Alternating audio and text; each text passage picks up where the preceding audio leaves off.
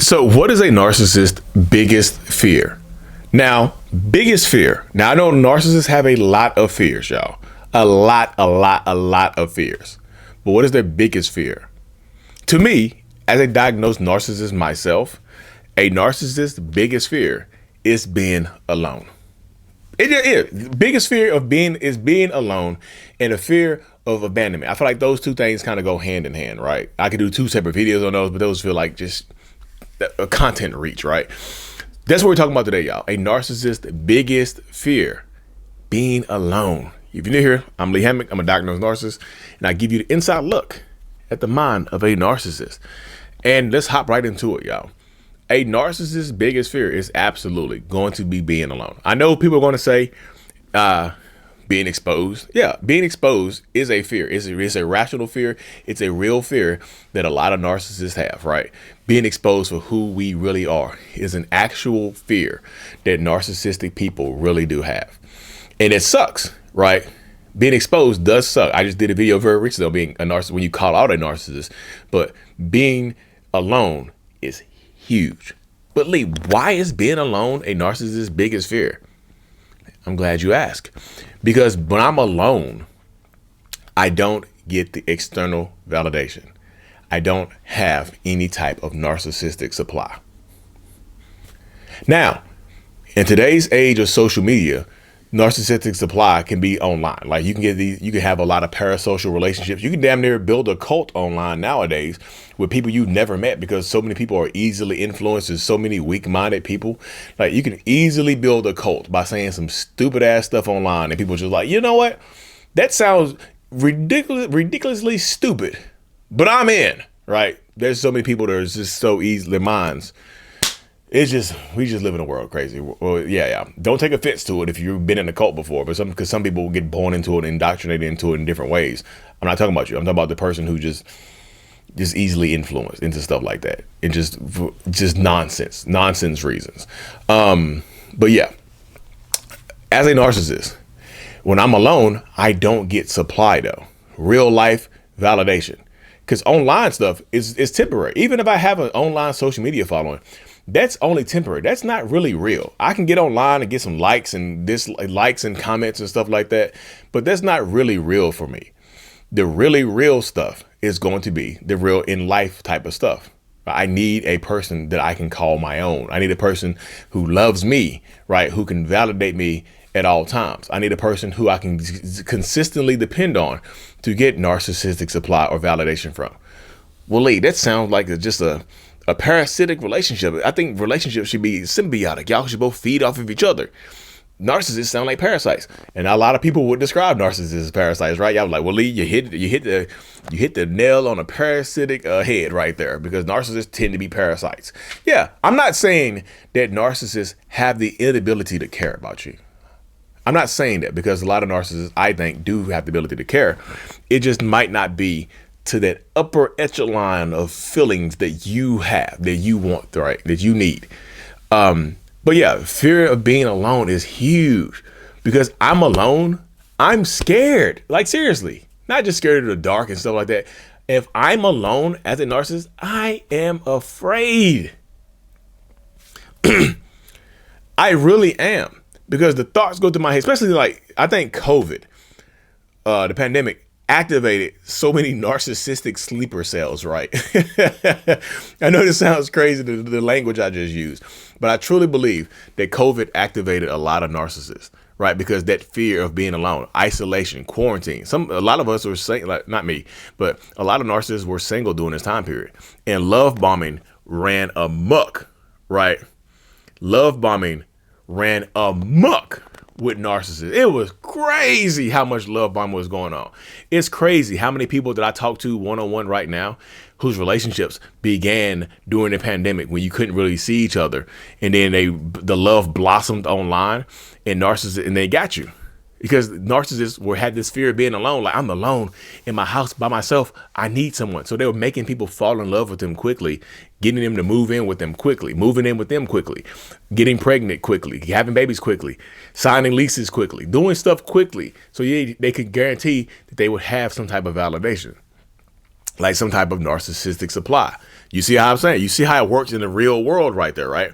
It's not always going to be like, now COVID just shined a light on it, on how fast people try to move because they have this fear of being alone, the fear of passing away alone and stuff like that. I'm here alone by myself. What if I get COVID? There's nobody to take care of me, which is a fear that a lot of people had, right? But a lot of people just didn't hop online or hop in new relationships to combat that fear. Some narcissists did. A lot of narcissists did, though. A lot of narcissistic people started to prey on people during this vulnerable period of time. I don't think there's been a more vulnerable period of time in my lifetime. And I'm 40 years old. Well, about to be 40, right? I don't think there's been a more vulnerable period of time for people than during the COVID, when people were just like scared of being by themselves. So narcissists would take advantage of that. There's so many people that I've talked to that met narcissists during COVID that were not their type. They were just lonely. They themselves were afraid. They were vulnerable. The narcissist who originally was not their type, all of a sudden became their type. All of a sudden they decided to give them a chance, right? And narcissists took full advantage of that because they had the fear of being alone too. They just take advantage of people in those situations right there. Because like the fear of abandonment plays a big, huge role in this as well. Because I'm afraid that you're going to abandon me. I'm afraid of being alone, but I'm also simultaneously afraid of being abandoned, because if I get abandoned, then I'm alone. So that's why you see a lot of narcissists will strike first before the relationship ends, when the relationship is going sour. This is why you see a lot of narcissists leave you and already have somebody else set up, because I think you're going to abandon me and I need to beat you to the punch. If I think that you're going to abandon me, I need to beat you to the punch. Right? Because it helps me at the end of the day.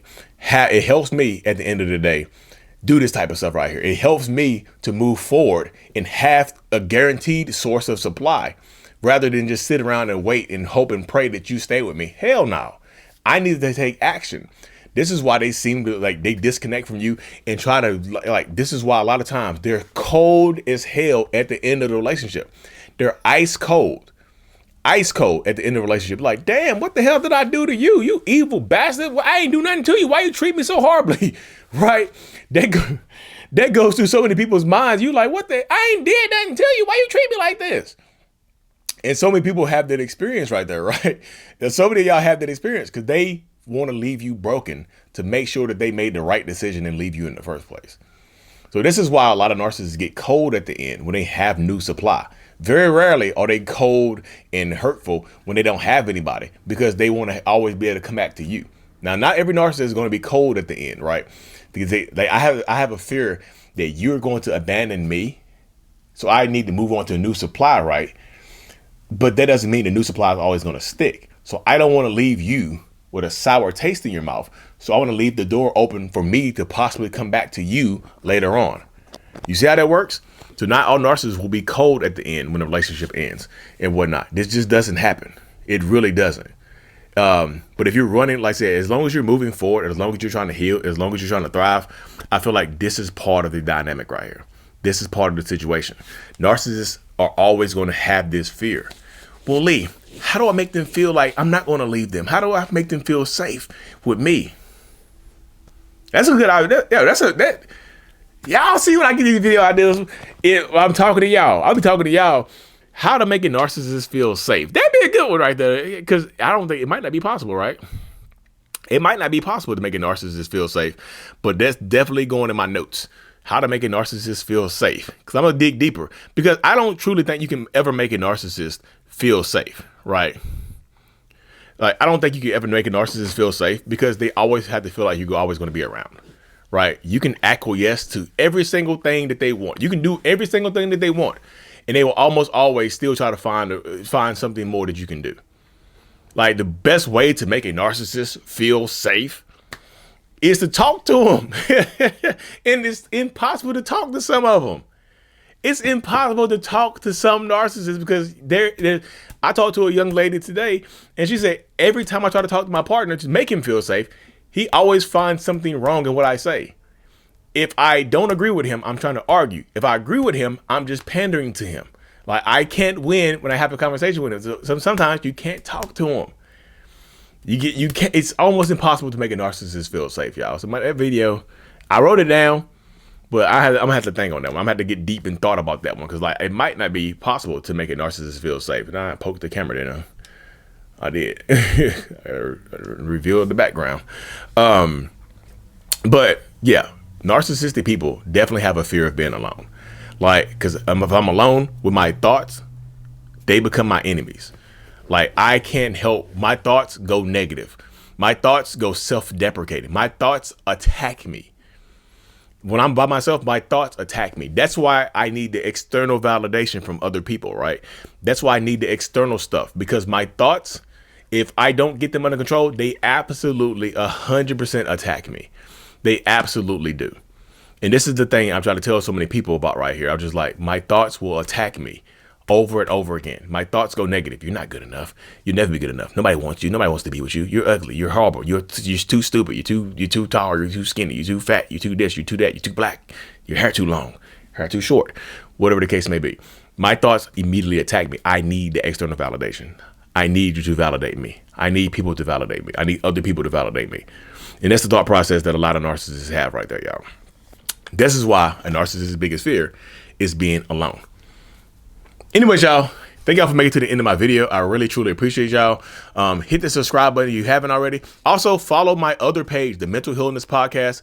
Tomorrow, I'm going to be reaching out to people to schedule some interviews, both online and in person. We're going to be doing in-person interviews in the Hillsborough, North Carolina area. So if you're in the area, let me know. We're going to set it up, y'all. We're about to get the Mental Illness Podcast launched. Hit the subscribe button. My coaching, my courses, everything at mentalhealness.net. Click one of these to stay on the channel, and I'm out. Peace.